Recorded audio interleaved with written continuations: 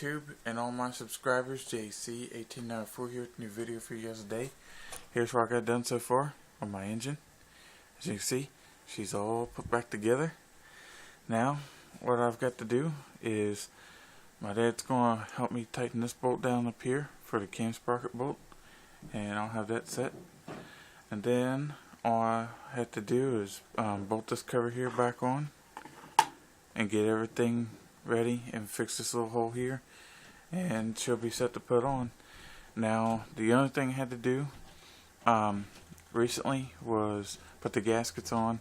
My piston and rings were pretty easy to do, except for spreading them apart and pulling down over the piston and all that, but I got that done. Then put my covers back on. I ain't gonna paint them right now, I'll wait till later to paint them, but that's what it's looking like so far. The only issue I had when I was putting this back together is there's a chain guide slot in the head right here, and the chain guide kept popping out on me because there's two ends that are a little bit different. One's a little skinnier, one's a little fatter. The fatter end goes towards the bottom, the skinny one goes towards the top. So that's a little tip on that. Then also, when you're putting your chain back on and everything, these new chains will be kind of stiff, but they should just push right on. As long as this guide's in its slot, you won't have no trouble at all. I had a little trouble because it kept popping out and it was pushing on the chain, so I had a little issue there. That's a little tip there for you guys. And then my tip on tightening the sprocket, because I do not do it with the tensioner in it.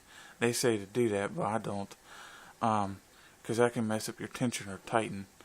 So what I'm going to do is my dad's going to hold this with a crescent wrench, or I'll hold this, and we're going to tighten this down.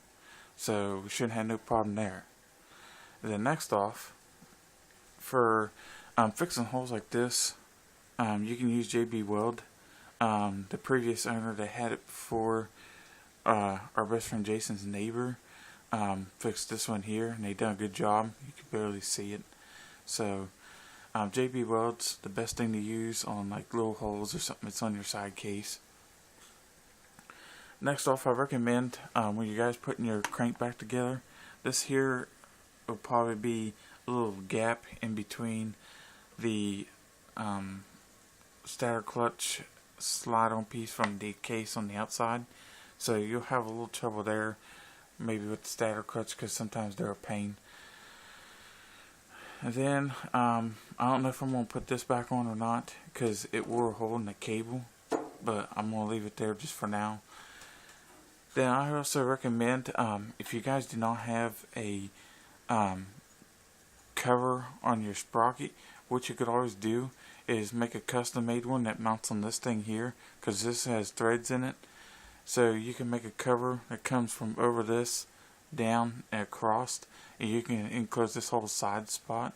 So that's pretty cool. That's what I might do. So when I'm riding with shorts on or something, it doesn't hit the sprocket, so that'd be kind of cool to do. And then I'm gonna put this on today, and we'll see how it goes and everything. If I have any problems, I shouldn't. And I'm gonna get me a direct shifter. They're on eBay for the Warrior, so I'm gonna get me a direct shifter because my splines and stuff on that are good, and I'm gonna fix that. And then I gotta change the oil before I start up and run it. So I'll probably have to do 2 or 3 oil changes, because the idiots that had it before ran it and never hardly changed the oil on it, so I'm going to change the oil before I do the startup and all that. And I'll probably do an oil change video for you guys.